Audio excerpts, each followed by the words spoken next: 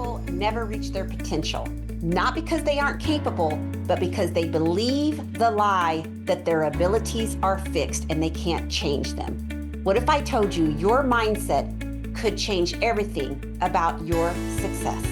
Tune in to today's episode. I'm Kim Strobel, and this is She Finds Joy. In the last podcast episode, I talked to you about growth mindset and shifting from I can't do this, I don't have the skill set to do this, to I can't do this yet. Today, I want to take that conversation deeper because here's the truth. Our mindset is only as strong as the beliefs that sit underneath it. And folks, beliefs drive everything about how we show up in life. In fact, 95% of how we show up in our lives comes from our belief systems. And many times those belief systems are housed in the subconscious part of our brains. Let me explain this a little bit more. So in your brain, you have the prefrontal cortex, the front part of the brain, and that is the brain that we operate out of the most. It's the executive functioning brain. It's the brain that thinks, that rationalizes, that plans, that executes. But we have the subconscious part of the brain or the mind, which is kind of like the dark room or the deep recesses of your mind. And that part of your mind, the subconscious part, is the part that is running every facet of your life. You're just not really aware of it. And so our beliefs, they are housed in our subconscious mind. And here's the crazy thing. Most of our beliefs were formed by the time we were 6 years old. They were formed from our caretakers, our mothers, our fathers, our teachers, people who were close to us, who were constantly downloading belief systems into us.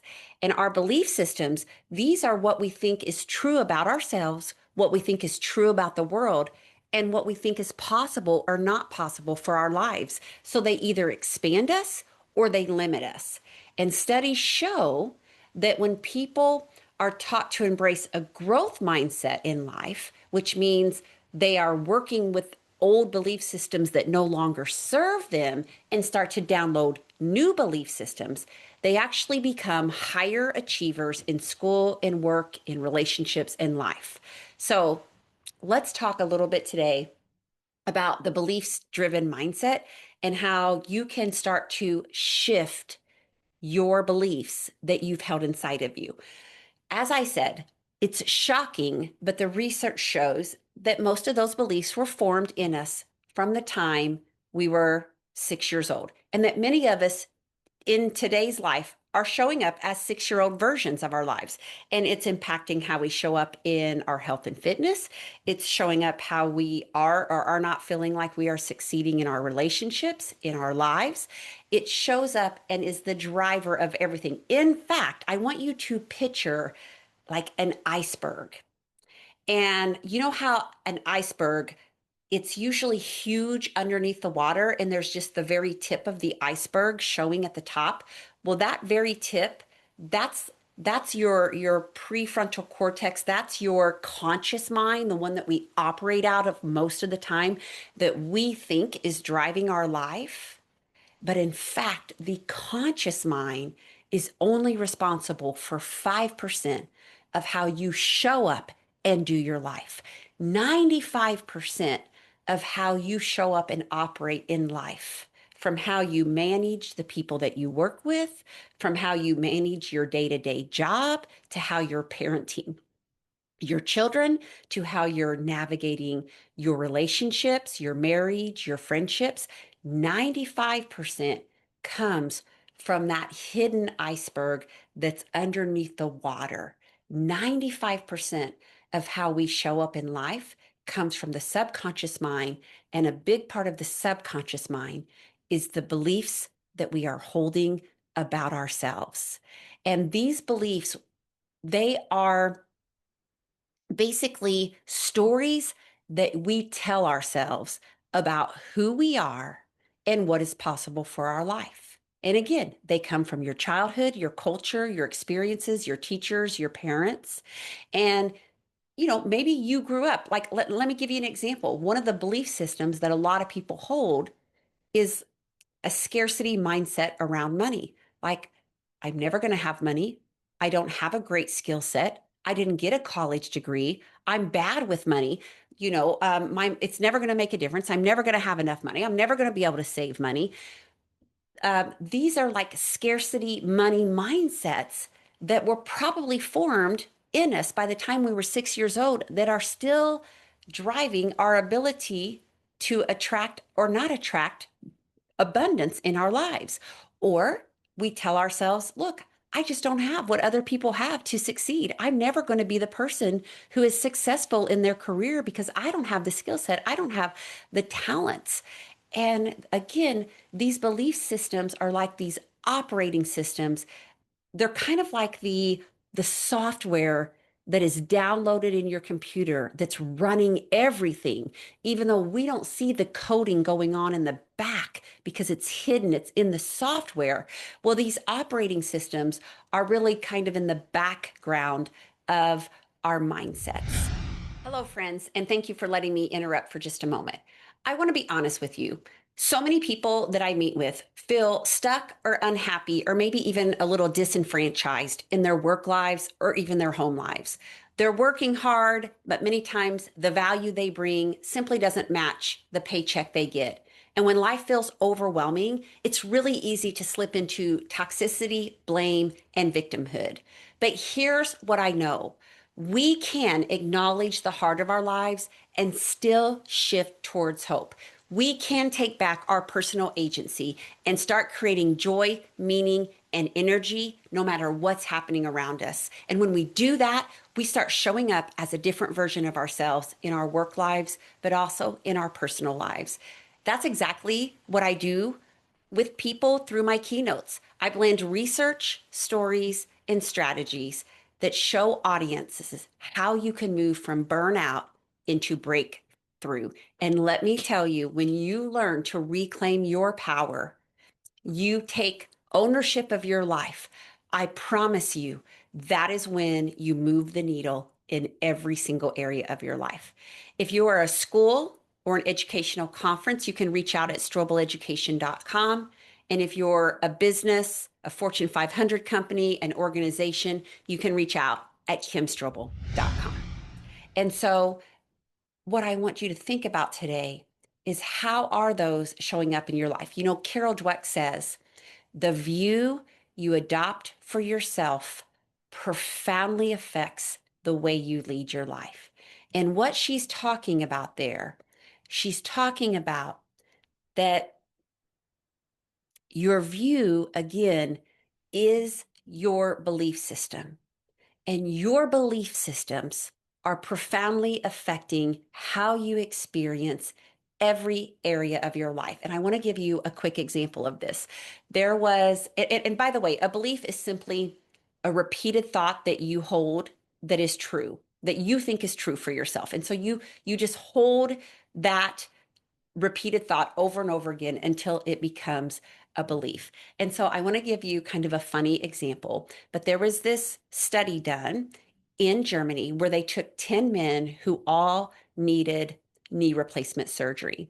And so they knew they were in a knee replacement study. Okay. And all 10 men went to the hospital and were put under anesthesia. And all 10, when they woke up, had everything on their knee that looked like they'd had a knee surgery. They had the incisions, they had the crutches, they had everything. So they left the hospital thinking that they had had the research, they'd had the surgery done that was part of the research study. Now, what's fascinating, folks, is that 5 of these men never even had the knee surgery. They were just put under anesthesia, and they had the markings on their knee that made them feel like they had had the surgery. So 5 never had the surgery, 2 had a full surgery, and 3 had a partial surgery.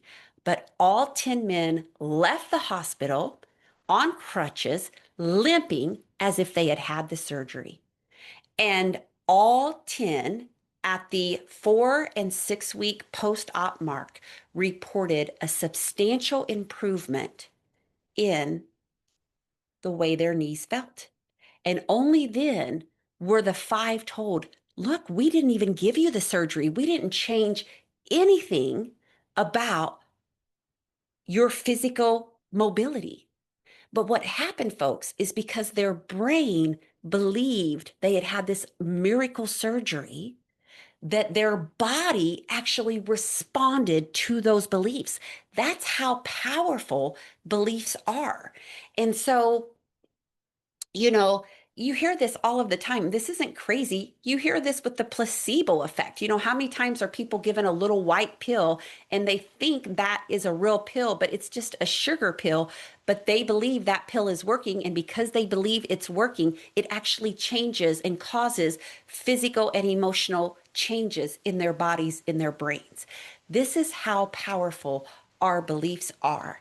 And so the really cool thing is that even though we're kind of at 6 years old, we've kind of formed all of our beliefs about ourselves. What we know is that you can extract your beliefs. You can actually pull out old belief systems and you can download new belief systems. And I want to give you one little tip that's going to help. I've got 50 tips. And when I work with employees or I keynote people on the power of the growth mindset, especially, how that fixed mindset is showing up in the workplace, and I'll tell you real quickly, since I want to go there, but like, fixed mindset people, let me tell you how this works in the workplace and why I'm doing this keynote for a lot of businesses and schools. But when you're in a fixed mindset and you believe your belief system is intelligence is static. I can't really change my skill set. I can't change my intelligence level. I can't change my talents. Well, what we know about fixed mindset people is they will always avoid a challenge. They never want to do anything hard, right? Or we see this in our students. They will avoid a challenge at all cost, even if it means learning. People who are in a fixed mindset give up really easily when they have to encounter obstacles. They kind of see like effort is fruitless. It's never going to matter. It's not going to change. I'm not going to learn it anyways. I'm never going to become better at this. They don't take feedback well. Okay. So I always knew as a curriculum director when I was working with teachers and we would have to go over, things they were doing well, but areas maybe they could improve upon. I mean, I understood it, but like, I would see teachers completely melt in their chair when I had to give even good, kind feedback because they could not handle any kind of they shut down immediately and could not handle the useful feedback. Whereas when you're in a growth mindset, when you have this belief that like, I might not be good at it yet, but I can get better, the growth mindset people, they embrace a challenge. They embrace the hardness. Yes, they have setbacks, but they persist despite the obstacles, right? They understand that it takes effort to gain mastery and they're willing to put in the effort and they learn from the criticism, right? They learn they want to improve their life. That is a growth mindset. And so when we're looking at this, folks, and you think, if everything is driven by my beliefs, how do I start to create new belief systems? Well, I will tell you for me, folks, one thing is reading. I have read so many books to improve myself. I have read books about how to get better in my marriage, in my relationship. I have read books about how to become a better parent. I have read books about how to become better at managing money and attracting money and using money for good things. I've read books about health and fitness and living well and aging well. So one thing is, are you feeding your brain a different belief system? If you're constantly feeding your brain a different belief system and you're actually acting on that new information, then all of a sudden you start to create a new belief system because you have new information downloaded in you. And that those downloads are overriding those other scripts. So I could keep talking about this forever. I'm going to do more podcast episodes on it. But one thing I want you to know is that you do have the ability to extract these old belief systems and download new ones. It means that you have to feed and expose your brain to new and better pieces of information. And it means you have to actually act on it. Because what is that out of there? Warren Buffett has this like great quote that, it's not really like knowledge is not power. It's acting on the knowledge that is power. And so you have the ability to create new belief systems. You have the ability to embrace challenges, and you have the ability to create a different mindset when you do get stuck, when you do encounter these obstacles. And understanding that we want to honor effort and perseverance. We want to lean into the struggle because we've built the confidence that says, I have what it takes to get through this.